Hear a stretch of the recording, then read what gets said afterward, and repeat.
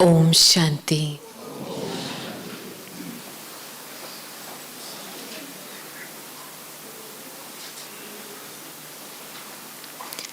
संगम युग का समय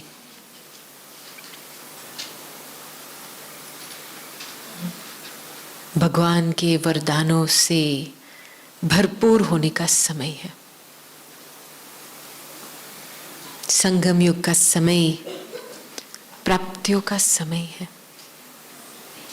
संगम युग का समय एक मास्टर बनने का समय है। संगम युग का समय बहुत ही कल्याणकारी है। जो फरवरी में जो बाबा की अव्यक्त वाणी चली, जिसमें बाबा ने गुण के खजाने, ज्ञान के खजाने, योग का खजाना, याद है ना वो मुरली, लेकिन सबसे श्रेष्ठ खजाना है समय। समय का महत्व। आप समय का महत्व नहीं पहचानेंगे तो संकल्प श्रेष्ठ कैसे होंगे? ज्यादातर मनुष्य आत्माओं का मानसिक स्थिति देखेंगे तो 85 to 90% संकल्प पास्ट के होते हैं। माना उस आत्मा को अभी प्रेजेंट टाइम की वैल्यू का पता नहीं है, क्या करना है, क्या हो रहा है अभी समय अनुसार। शायद ब्राह्मण परिवार में भी ऐसी हालत है। समय की पहचान नहीं है तो आपकी पूरी संकल्प की साइकिल उल्टी फिरती है, पीछे जाती है। पास्ट में बस ये होगा, ये शायद होगा, वो होगा, चिंता चिंता चिंता। बीच में ज्ञान मंथन के लिए जगह भी नहीं होती है। ये एक सूक्ष्म चीज है। बाबा ने एक बारी दादियों के लिए कहा था कि दादियां सभी जो भी पुरुषार्थ दादियां करती है वो जैसे समय की घड़ी है। और मैंने जब दादी जानकी को देखा था लास्ट 3-4 years जाने से पहले, तो दादी में जो बिल्कुल संपूर्ण समर्पण स्थिति मैंने देखी। और उस समय मुझे लगा मेरे से नहीं होगा ये। और जैसे वो संकल्प रचा तो मैंने पूछा ये कौन बोल रहा है, ये मेरे से नहीं होगा। कुछ चीज जो हुई पड़ी है, बाबा ने बताया है कि आपको अपनी संपूर्ण अवस्था तक अवश्य पहुंचना है। तो मैं बीच में कौन हूं जो कहने वाली हूं मेरे से नहीं हो सकता है? ये सूक्ष्म अहंकार। ये छोटी छोटी बातें मैंने क्यों ये उदाहरण दिया? क्योंकि वर्तमान समय अनुसार मैं और मेरापन के जो संकल्प हम रचते हैं वही हमको इस धरती पे बांध करके रखा हुआ है। मैं 10 मिनट के लिए थोड़ा मंथन कर रही थी आज सवेरे, और मैंने अपने आप को पूछा कि वर्तमान समय में मुझे कौन से प्रश्न अपने आप को पूछना चाहिए। तो मन में 2 प्रश्न उत्पन्न हुए। सभी के पास पेन पेपर है? पहला प्रश्न, कौन सा संस्कार या कौन सी ऐसी बात है स्वभाव में जो अभी भी मेरे रास्ते में रुकावट डालती है आगे बढ़ने के लिए? कौन सा ऐसा संस्कार या ऐसी कोई स्वभाव में बात अभी भी रही हुई है जो आगे बढ़ने में रुकावट डालती है? अब 1 मिनट के लिए इसके ऊपर साक्षी होकर के सोचो।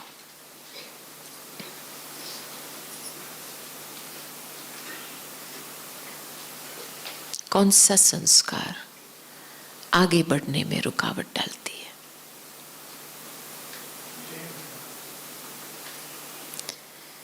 देह अभिमान की बहुत वैरायटी होती है,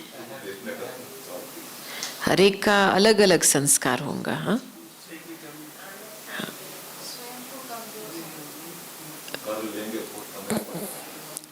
हाँ, जो भी आपका पर्सनल है वो आप लिखो, क्योंकि जब तक ये जो देखो, हम कभी कभी सिम्टम्स को देखते हैं, रूट क्या है, एक मेन रूट है जिसके कारण बहुत अलग अलग अलग प्रकार के संकल्प चलते हैं। वो जब तक वो रूट परिवर्तन नहीं होता है ना, तो संसार परिवर्तन कैसे होगा? इसलिए समय हमारे लिए खड़ा है। आप सभी को यहां आने का भाग्य क्यों मिला है? इस रूट को परिवर्तन करना।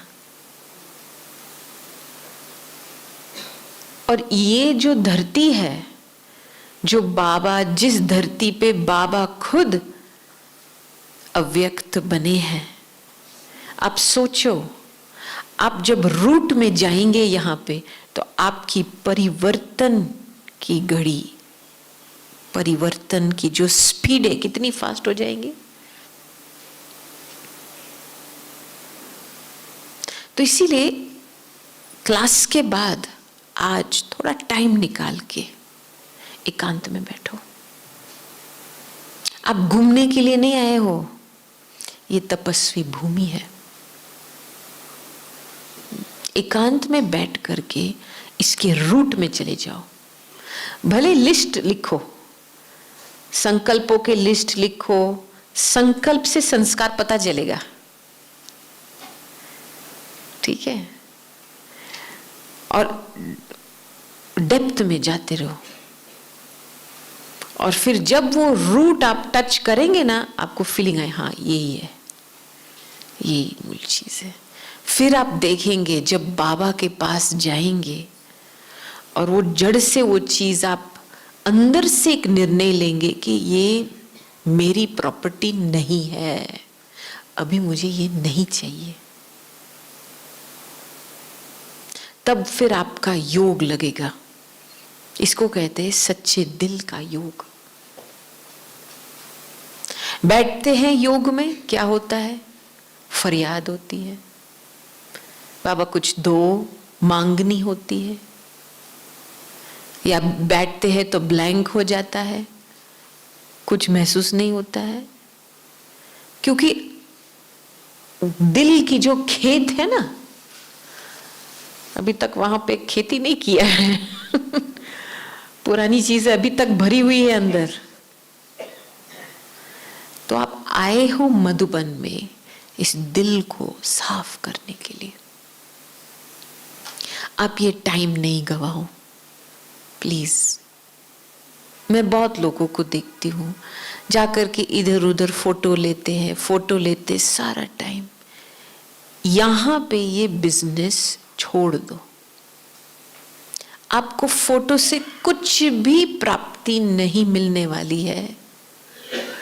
जो आप स्वयं साकार बाबा की तपस्वी भूमि में आए हैं, जो अव्यक्त बाप दादा आपको महसूस होंगे जब आप अपने आप को सूक्ष्म बनाएंगे। और सूक्ष्म बनाने के बिगर के बजाय आप क्या कर रहे हो? फोटो फोटो फोटो, स्थूल नाम रूप में फंसना। तो इधर उधर फोटो लेकर के फिर वापस जाएंगे, क्या खुशी स्थायी रहेगी? इसको त्याग करो। तपस्या करनी है ना, कुछ तो त्याग करना पड़ेगा, कुछ तो त्याग करना पड़ेगा। दादी जी को बिल्कुल अच्छा नहीं लगता था जब हम उनके सामने आते थे मोबाइल फोन लेके, बिल्कुल नहीं। कहती थी यही चीज आपकी एकाग्रता की शक्ति को खत्म कर लेती है। अभी तो हम देखते हैं ना, बाबा के कमरे में बैठते हैं, घुंघरे डाले हुए होते हैं, उसमें बाबा बेचारा सामने बैठा है और ये कुछ सुन रहे हैं कान में। मैंने बोला बाबा बैठा है सामने, अपनी बुद्धि की शक्ति से एक दिल का वार्तालाप शुरू करो ना। क्या एक गीत सुनने से योग लगेगा क्या? ये बाबा है, बाबा और आत्मा का एक अनादि संबंध है। तो इसके बीच में आप गीत लेके आते हो।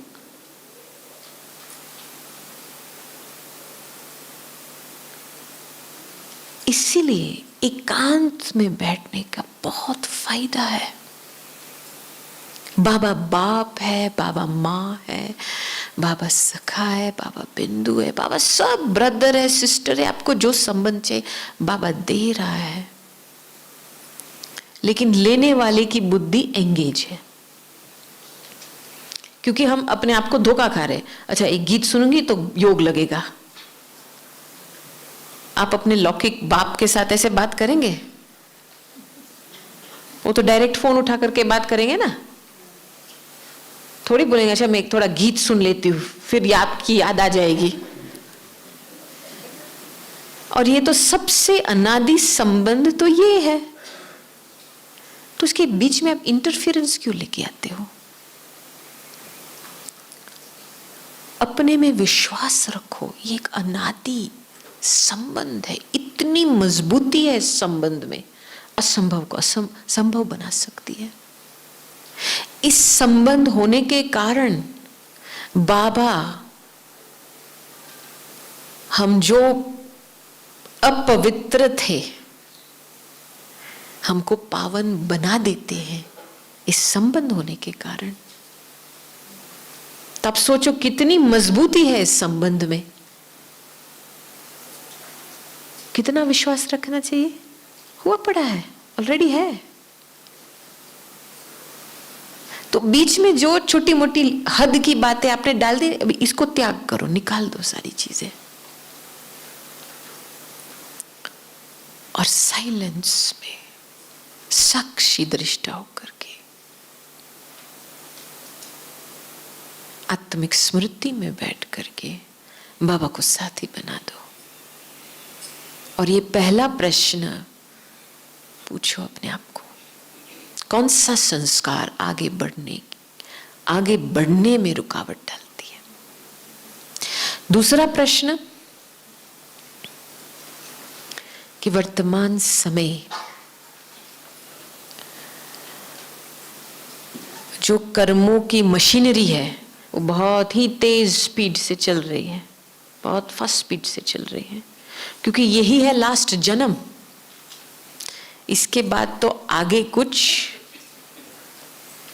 होगा नहीं, माना आगे का आपका जो खाता है यहां ही चुकतू करना है, कैसे भी करके ड्रामा चुकतू कराएगा, क्योंकि इसका हिसाब अगले जन्म में नहीं जाना है। तो इसीलिए बीच बीच में अकाले मृत्यु के तूफान आते हैं। विश्व में देखते हो ना, ऐसे तूफान आएंगे क्योंकि हमारे कर्म के हिसाब किताब चुकतू कैसे होते हैं। दो घड़ी में चुकतू होते, एक है जन्म की घड़ी, गर्भ जेल में कर्म के हिसाब किताब चुकतू होते हैं, दूसरा है मरने के समय में। तो इसीलिए लौकिक के हिसाब से देखा जाए अकाले मृत्यु के कितने तूफान चल रहे हैं, क्योंकि ये अभी घड़ी टाइम कहता है time is up for everybody, सभी के लिए टाइम इज अप। माना ये हिसाब यहां ही चुकतू करना है, चाहे आप योग बल से चुकतू करो, चाहे आप मौत खाओ और दूसरा जन्म लो, ऐसे चुकतू करो, लेकिन चुकतू करना है। कई लोगों ने तो कोविड के समय में चुकतू किया,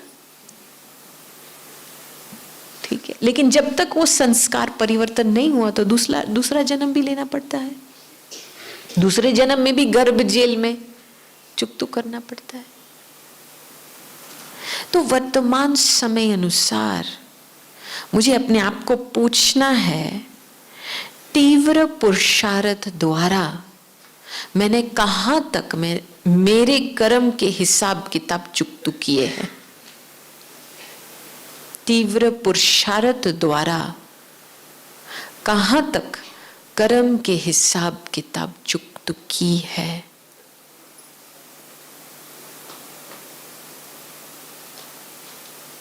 और कहां पे भी अभी भी बोझा महसूस होता है।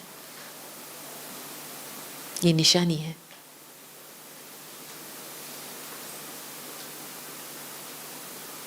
समझ में आई बात? तीव्र पुरुषार्थ से कहां तक हिसाब किताब चुकतू किया है और कहां पे भी अभी भी बोझा है, बोझा महसूस करते हो। क्योंकि ये समय है उड़ने का समय। जल्दी जल्दी उड़ना, सब बातों से पार जाने का। क्योंकि माया बहुत ही, जैसे आज भोग का मैसेज सभी ने सुना ना, बहुत रॉयल रूप से आएंगी साइड में। समाप्ति का समय है, माना बहुत ज्यादा विस्तार में नहीं जाना है कई बातों का। संकल्प का विस्तार नहीं, बोल का विस्तार नहीं। अभी टाइम टू पैक अप, घर जाना है। आप और संकल्पों का विस्तार अभी करेंगे तो अंतिम समय में आपको ही भोगना पड़ेगा। हिसाब तो आपको ही चुकतू करना पड़ेगा, भोगना तो आपको ही है। तो क्यों फालतू संकल्प खर्च कर रहे हो? समझ में आई बात? इसलिए बहुत स्ट्रिक्ट रहना है अपने ऊपर कि जरूरी है, मुझे यहां पे विचार करना है, संकल्प दौड़ाना है इस तरह। जरूरी नहीं है, कट करो, कट आउट, स्टॉप।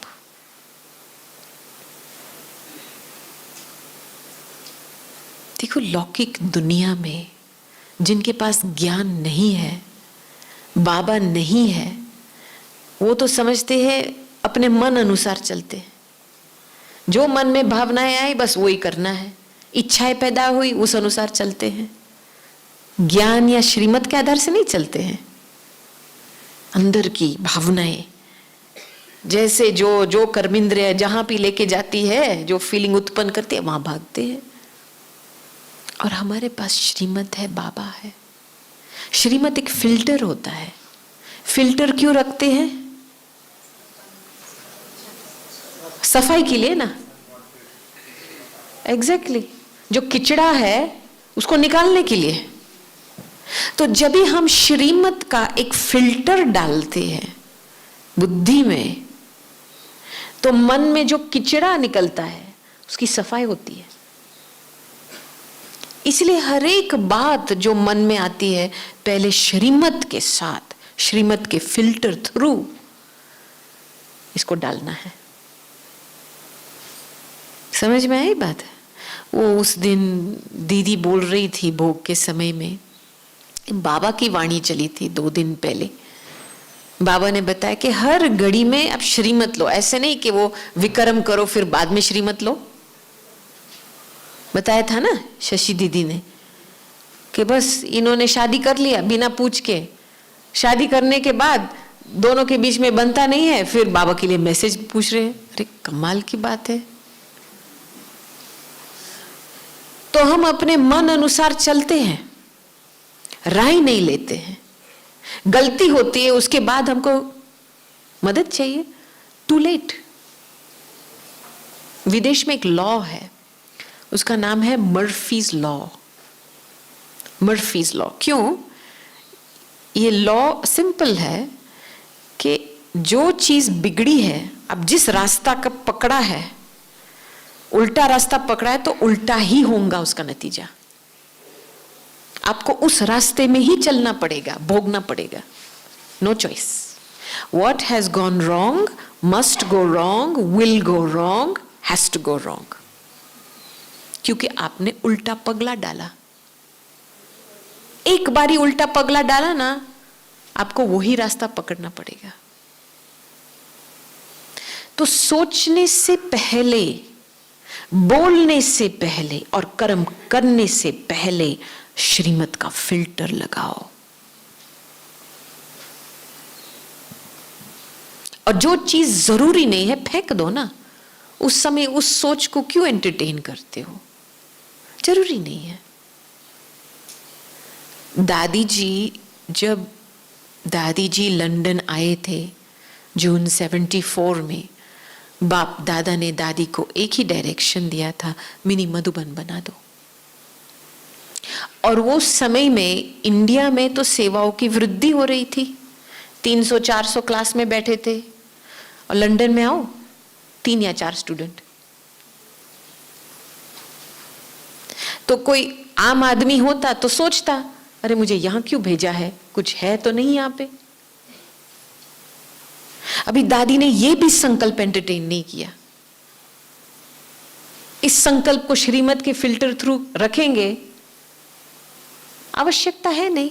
बाबा ने डायरेक्शन दिया, अपने आप को आत्मा समझो, बाबा को याद करो, बाबा करण करावन है, चलते चलो।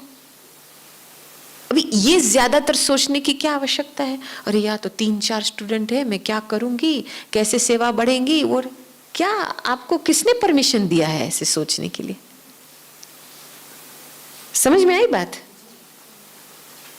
ऊपर वाला बैठा है, जहां पे बिठाया है कुछ कारण के लिए बिठाया है।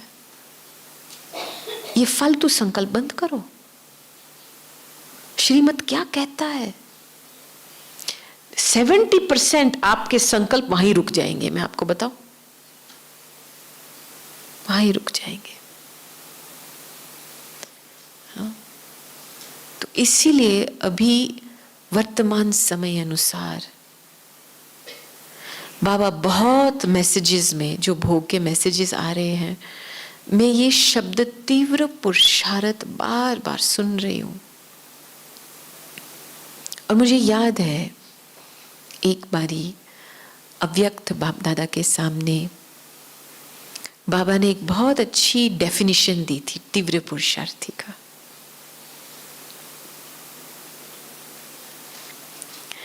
जो मास्टर रहम दिल है वो तीव्र पुरुषार्थी बन सकता है। अपने आप के ऊपर रहम करना है। देखो भगवान का रहम किस रूप में आता है?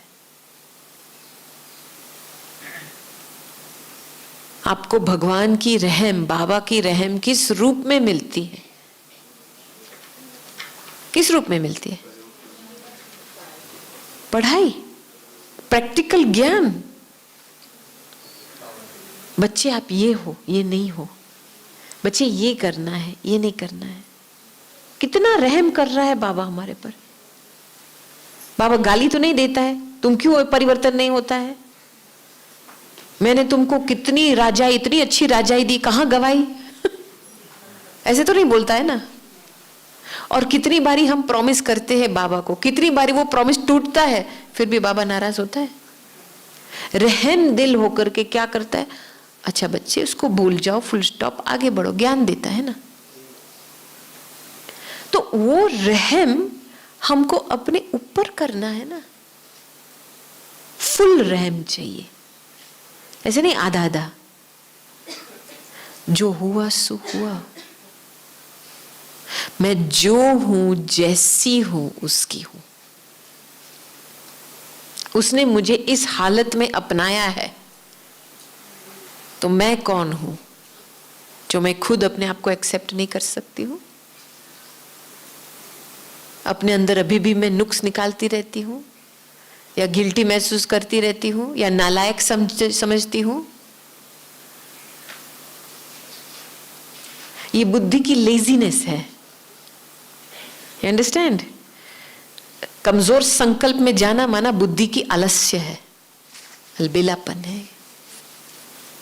इसीलिए कमजोर संकल्प को आने दो। क्या करे, अरे बहन जी क्या करे, अरे थोड़ा धक्का लगाओ ना गाड़ी को, अरे आप लोगों के पास खजाना है, ज्ञान है, आप खुद की गाड़ी को नहीं चला सकेंगे तो विश्व की आत्माओं की क्या हालत होंगी?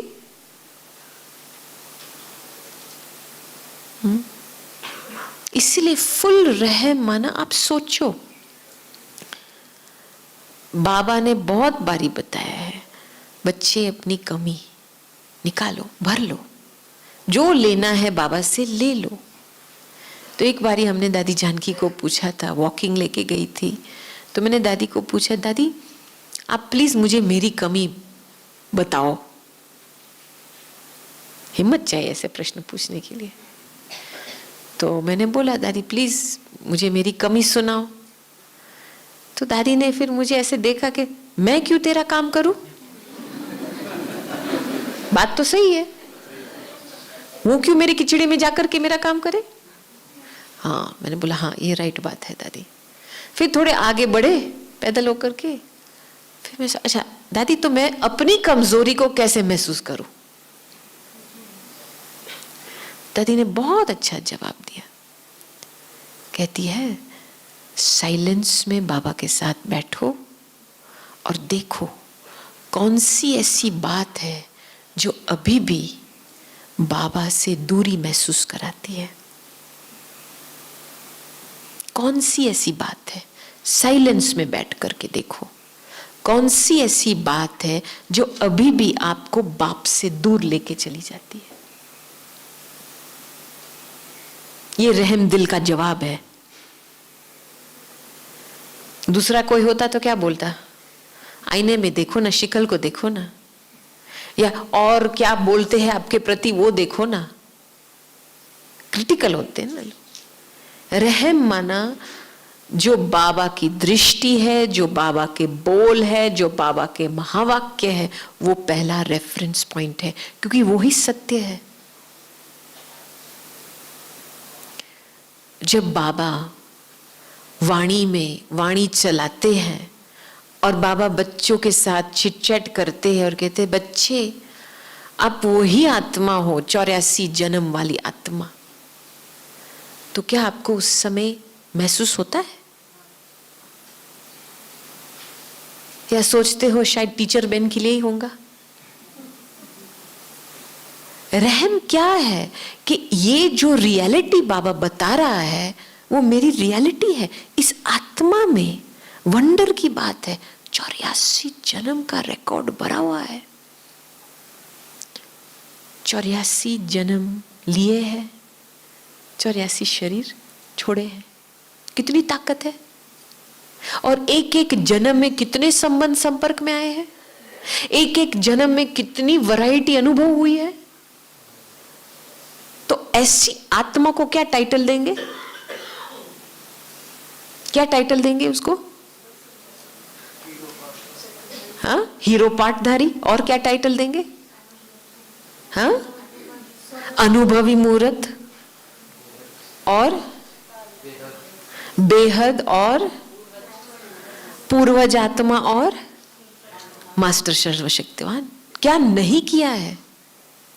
तो ये सारे टाइटल्स जो बाबा दे रहा है आत्मा की चक्र को देख करके दे रहा है, और हम बस इस नाम रूप में फंस के सुनते हैं, सारा बाईपास हो जाता है। समझ में आई बात? ये रियलिटी है। इस रियलिटी में आप रहेंगे, क्या बड़ी बात है, क्या बड़ी बात है। 84 जन्म लेने वाली आत्मा के लिए क्या बड़ी बात है, मुझे बताओ। मौत बड़ी बात है? नहीं। क्या बड़ी बात है? यह है रहम, खुद के ऊपर रहम करना। आत्मा में गोल्ड है, कितने जन्मों का गोल्ड का अनुभव है। तो बस एक कमजोर संकल्प से हार जाते हैं क्या? मैं क्या करूं? ये मजबूरी के संकल्प, माना कुछ प्रभाव है। ये भी एक कर्म का हिसाब किताब चुकतो होने का। लेकिन जितना हम ज्ञान को अपनाएंगे दिल से, एक एक महावाक्य बाबा का एक रियलिटी है। मैंने उस रियलिटी को महसूस किया है, ये मेरे लिए है, ना कि मेरी बड़ी बहन के लिए, ना कि दादियों के लिए। जब आप एक्सेप्ट करेंगे ना उस बात को, ऑटोमेटिकली उस एक्सेप्टेंस में पावर आती है। आपने वो जो क्या कहते हैं कुबेर का खजाना, उसका दरवाजा खोला, और आप पे ही जो 84 जन्म के खजाने आपको ऑटोमेटिक चलाएंगे बिना सोच के, क्योंकि सब संस्कार है आप में, सब कुछ कर सकते हैं आप। बस इतना ध्यान रखना है कि आप कोई हद के संकल्प में फंसो नहीं। हद का संकल्प क्या होता है? पिछले 2 ग्रुप पहले कोई पता नहीं, कोई लखनऊ में कोई एक भाई था, डेंटिस्ट भाई था, अकेले रहते हैं, रिटायर भी है, अच्छा पेंशन भी मिलता है, और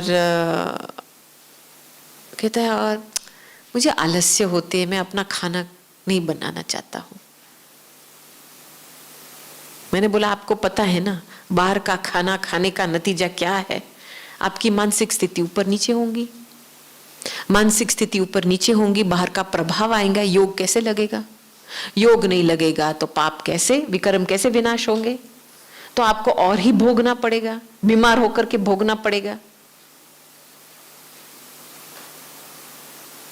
मैं क्या करूं बहन जी, मैं बूढ़ा हो गया ना। अच्छा, ऐसे संकल्प पकड़ के बैठे हो क्या? ठीक है, आपने खुद लिमिट बनाई।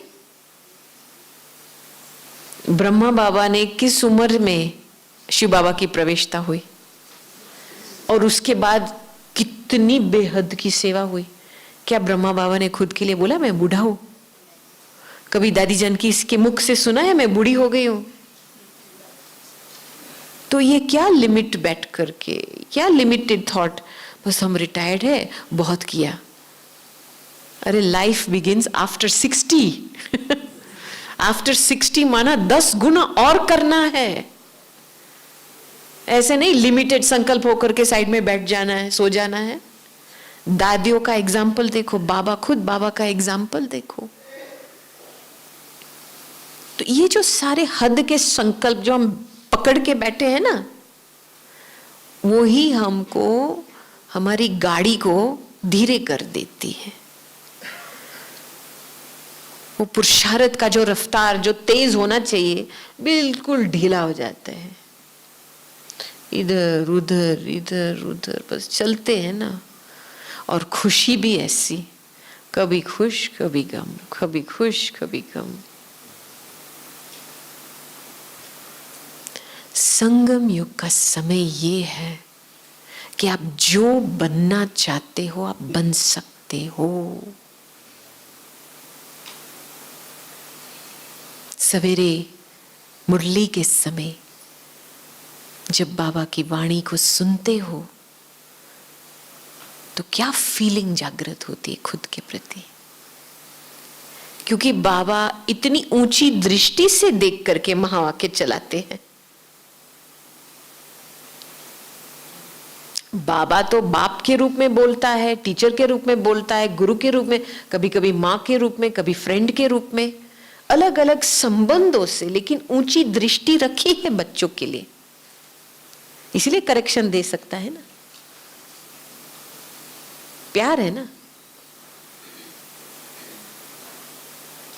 तो बाबा की वाणी एक आईना होता है। बिना मुरली से आप अपना स्वमान को पक्का नहीं बना सकेंगे, बिल्कुल नहीं।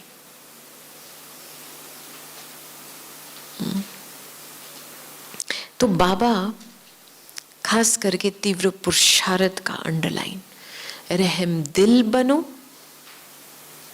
दुआएं लो दुआएं दो। और फास्ट स्पीड किस बात में होनी चाहिए? ऐसे नहीं फास्ट संकल्प हर बात में नहीं, फास्ट स्पीड होनी चाहिए फुल स्टॉप लगाने में।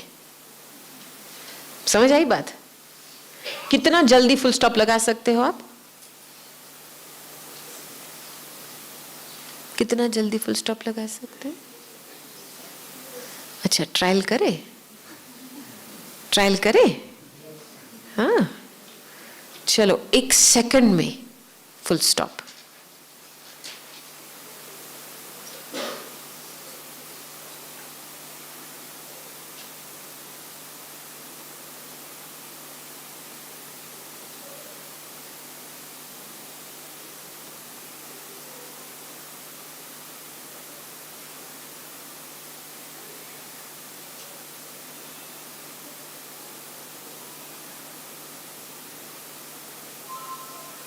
हुआ?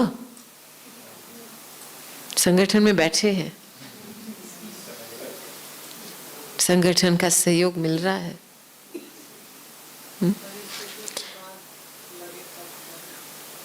प्रैक्टिस अभी करेंगे तब परिस्थिति के समय मसल मजबूत होगा। परिस्थिति तो रावण की दुनिया है, कांटों का जंगल है, उसका आना तो बड़ी बात नहीं है, लेकिन अपनी प्रैक्टिस को बढ़ाओ ना। परिस्थिति को नहीं देखना है, वो तो आएगा जाएगा। अपनी अंदर की प्रैक्टिस को कितना जल्दी मैं अपनी फुल स्टॉप लगा सकती हूं, कितना जल्दी, उसको बढ़ाना है। हाँ, 3 सेकंड लगेगा तो भी लास्ट पेपर में फेल होंगे, क्योंकि लास्ट पेपर 1 सेकंड का ही है। ये मुझे बहुत वंडर की बात लगती है कि हमारी सारी जिंदगी की जो पढ़ाई होती है, हमारा पेपर 1 सेकंड का होता है। वंडर की ये बात है ना। ऐसे थोड़ी लास्ट में सोचने का समय मिलेगा। अच्छा 1 मिनट बाबा मैं थोड़ा सोचती हूं, आपने क्या बताया था, इसमें क्या करना है। वो तो इतनी बाबा की वाणी धारणा में आनी चाहिए कि उस वाणी से आपने अपनी स्थिति जमाई और आप अपनी स्थिति की शक्ति से फुल स्टॉप लगाते हो। समझ में आई? क्योंकि उस वाणी को जब हम अपनाते हैं ना, इतनी शुभ भावना पैदा होती है, इतनी रहम, दुआएं, शांति, प्यार, प्रेम, वो हमारी स्थिति को पक्का करती है, जमा करती है। और उस स्थिति की शक्ति से फुल स्टॉप, आगे बढ़ो। ये है तीव्र पुरुषार्थ। फिर अपनी प्यूरिटी की रक्षा कर सकते हैं। बिना फुल स्टॉप से आप अपनी प्यूरिटी की शक्ति को गंवा देते हो छोटी छोटी बातों में। जैसे अपनी वैल्यूएबल प्रॉपर्टी किसी और के डस्टबिन में फेंक देते हो। आपने किसी और का संकल्प किया, मानो इसने ये किया, वो किया, मुझे मेरे साथ ऐसा व्यवहार क्यों किया, मेरे साथ ऐसे क्यों बोला, यही संकल्प करना माना आपने अपनी प्यूरिटी इसके डस्टबिन में फेंक दिया। क्यों? वो अपना पार्ट बजा रहा है, आपका क्या जाता है? उसने जो बोला है उसको भोगना है, उसने जो किया है उसको भोगना है। तो आपने क्यों इसका किचड़ा एक लिया, दूसरा अपने आप को गंदा बना करके अपनी प्यूरिटी को फेंक दी?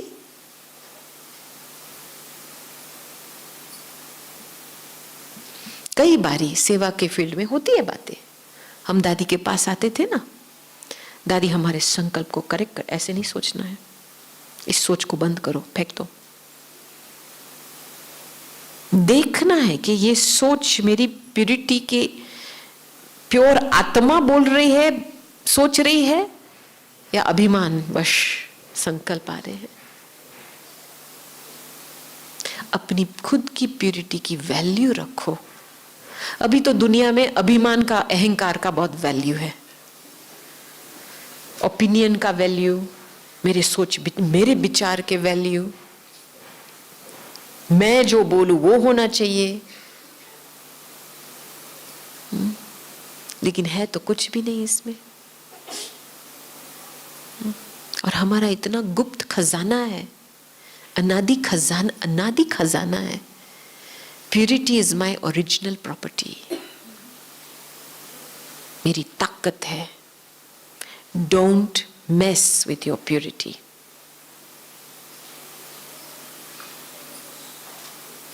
छोटा बेबी जो होता है हाथ में,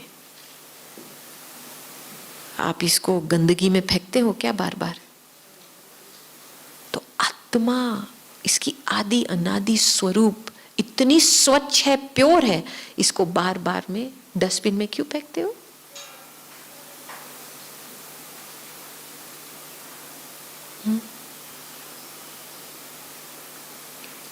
और लास्ट में हमने एक बारी दादी को पूछा था, दादी हमको लगता है कि आप बेहद में रहते हो ज्यादातर, इसकी सीक्रेट क्या है? दादी ने 2 शब्दों में बताया, गुड विशेस। दादी सदा अपने आप को गुड विशेस में रखती है और गुड विशेस देती है अंदर से। अब देखो यही धंधा सारा दिन करेंगे, दुआएं लो दुआएं दो, दुआएं लो दुआएं दो, अंदर आप इतने निर्माणचित रहेंगे, इतने सॉफ्ट रहेंगे और कुछ आपको टच नहीं करेगा। जो व्यक्ति दुआओं से भरा होता है ना, वो कुछ ले नहीं सकता है, क्लीन रहता है, बेहद में रहता है।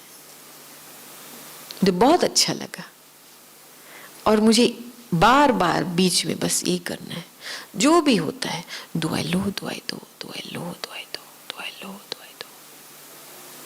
और ये संगम युग का समय, यह है रिकॉर्डिंग का समय।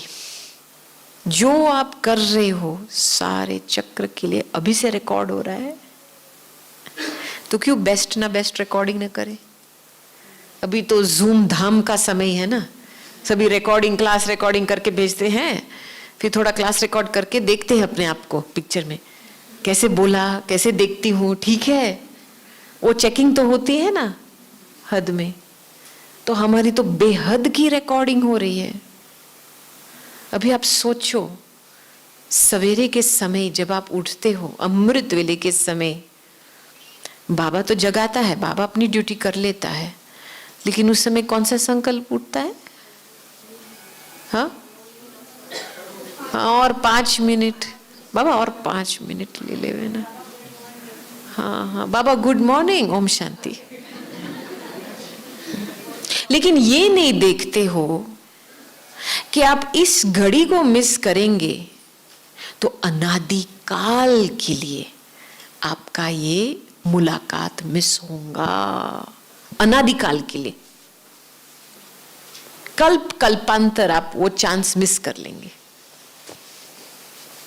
जब ऐसे सोचेंगे ना, फटाफट बिस्तर से बाहर, क्योंकि एक एक चांस लेना है ना बाबा के साथ। मुरली मिस की तो अनादि काल के लिए मुरली मिस की, कल्प कल्पांतर के लिए वो सत्य वचन मिस हुए, और उसकी वजह से धारणा में कमी होंगी। तो ऐसे सोचेंगे कि हर कदम पे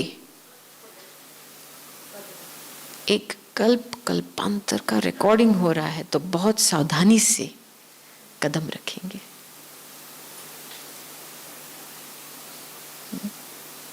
ठीक है, समझ में आई इस समय की पुकार क्या है, क्या करना है? हाँ, okay, best the best recording. संकल्प, बोल, कर्म, श्रीमत के फिल्टर थ्रू करो। अपने पर रहम और तीव्र पुरुषार्थी माना, कितना जल्दी फुल स्टॉप लगा सकते हैं। जो अष्ट रतन होते हैं, वो अष्ट रतन इस प्रैक्टिस की मास्टरी से अष्ट रतन बनते हैं। चारों सब्जेक्ट में pass marks, full pass marks. Okay, Om Shanti. चलो 2 मिनट।